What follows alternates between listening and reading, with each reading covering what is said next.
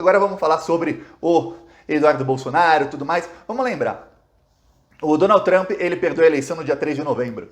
Ok. Então, o Joe Biden assumiu no dia 20 de janeiro do ano seguinte, no caso de 2021, ele assumiu a presidência. Só que no dia 6 de janeiro era o dia da diplomação do Joe Biden como presidente, ou seja, é o dia em que o resultado de fato é homologado, ou seja, tal pessoa será o novo presidente empossado daqui 2 semanas, no dia 20. Dia 6 de janeiro, 14 dias, ou seja, 2 semanas antes do dia 20, que é o dia da posse lá nos Estados Unidos. Ok. Nesse dia, os apoiadores do Trump invadiram o Capitólio, que é como se fosse invadir aqui o Congresso Federal, onde tem a Câmara e o Senado. Lá, a mesma coisa, invadiram o Capitólio, 5 pessoas morreram, e foi, assim, uma tentativa de golpe que deu errado. Isso foi no dia 6 de janeiro de 2021. No dia 4 de janeiro, desembarca em Washington nada menos do que Eduardo Bolsonaro. Eduardo Bolsonaro desembarcou lá dia 4 de janeiro. Primeiro compromisso dele foi na Casa Branca com a Ivanka Trump. Ivanka Trump é filha e também assessora, ela era assessora também do Donald Trump. O marido dela, ele era assessor especial, braço direito do Donald Trump. Os dois se encontraram com o Eduardo Bolsonaro. Não tem registro do Eduardo Bolsonaro junto ao Donald Trump nessa visita, mas ele foi à Casa Branca, ele estava lá até com a filhinha dele e tudo mais. Tá, a Geórgia, ele deu o nome de Geórgia da filha, porque ele achou que o Donald Trump ia ter recorde de votação na Geórgia, que é um estado norte-americano. Aí o Trump perdeu na Geórgia. Pois é, ele foi lá com a Geórgia, já não tinha mais tanta moral para esse nome, né? Tá, na Casa Branca. Depois, no dia 5 à noite, teve uma reunião no Trump Hotel. O Trump tem vários hotéis em vários locais do mundo, um deles é o Trump Hotel, que fica em Washington. Nessa reunião, o Eduardo Bolsonaro, inclusive, levou convidados, levou 2 pessoas. Um que ele levou é um rapaz que tem negócios com o governo Bolsonaro, um americano, que ele é dono de uma companhia chamada Combat Armor Defense. Essa companhia foi instalada no Brasil em 2019, em janeiro. Logo que o Bolsonaro assumiu, ele instalou essa companhia no Brasil. O Jair Bolsonaro, inclusive, visitou a fábrica dessa companhia no final de 2019, e essa companhia fecha contratos milionários com a Polícia Federal e com a Polícia Rodoviária Federal do governo Bolsonaro, sem licitação.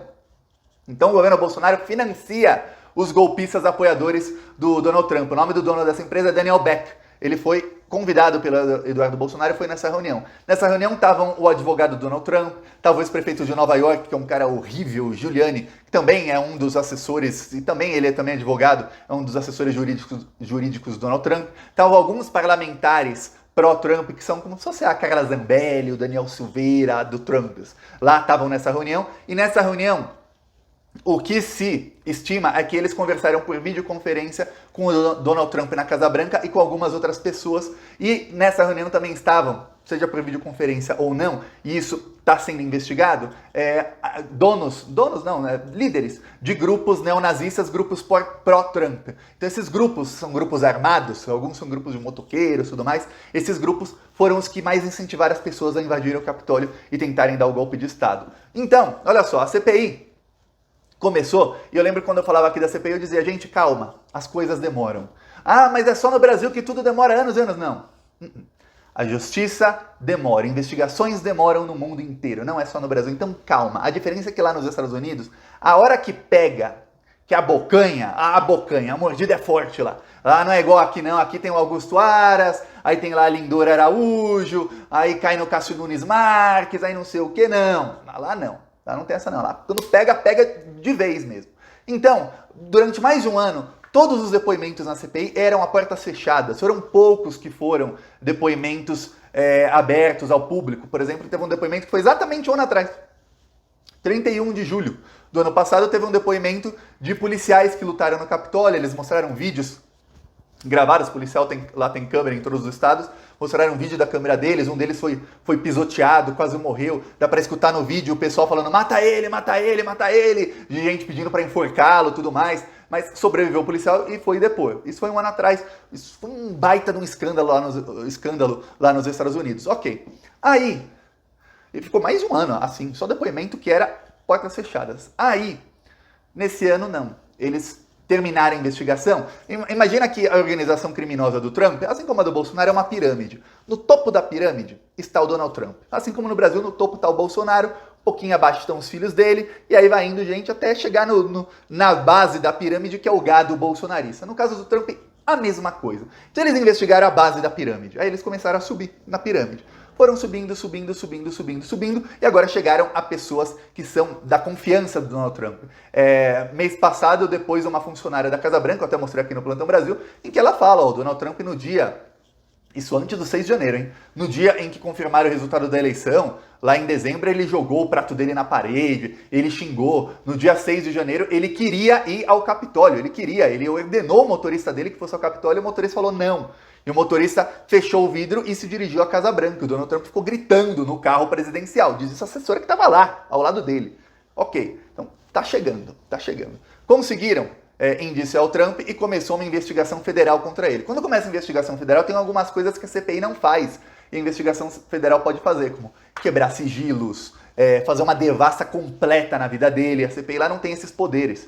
Então, a investigação federal vai fazer isso contra o Donald Trump, e várias mídias americanas, CNN, New York Times, já começaram a falar, o Trump provavelmente não estará na eleição de 2024, e tem uma chance muito grande dele já estar preso em 2024, mas talvez seja depois da eleição que ele seja preso, mas que ele não estará na eleição é praticamente certo, porque essa investigação não vai deixar que ele participe da eleição, ele vai se tornar alguma coisa na lei, vai pegá-lo antes. Lá a lei é diferente do Brasil. Tá, agora começaram a investigar as teias internacionais. O primeiro suspeito é o Eduardo Bolsonaro. Ele é o primeiro. Ele ficou lá entre 2 dias antes do golpe, dia 4, até 2 dias depois do golpe. Quando realmente deu errado, que não tinha mais o que fazer, dia 8 de janeiro, o Eduardo Bolsonaro saiu dos Estados Unidos. Ele deve ter pensado, ixi, deu ruim, vou embora, senão vai sobrar pra mim. Pois bem, ele saiu. O Eduardo Bolsonaro foi nessa reunião um dia antes, ele levou gente. Nessa reunião eles estavam organizando o golpe. Ele teve um evento, um encontro também na Casa Branca, e aí é que fica insustentável qualquer coisa que falei do Eduardo Bolsonaro, com o Mike Lindell. O Mike Lindell era um dos braços direitos do Donald Trump. Esse é Mike Lindell. Ele é um cara que é um ex-drogado, viciado em crack, e aí ele se tornou dono de uma companhia de travesseiros.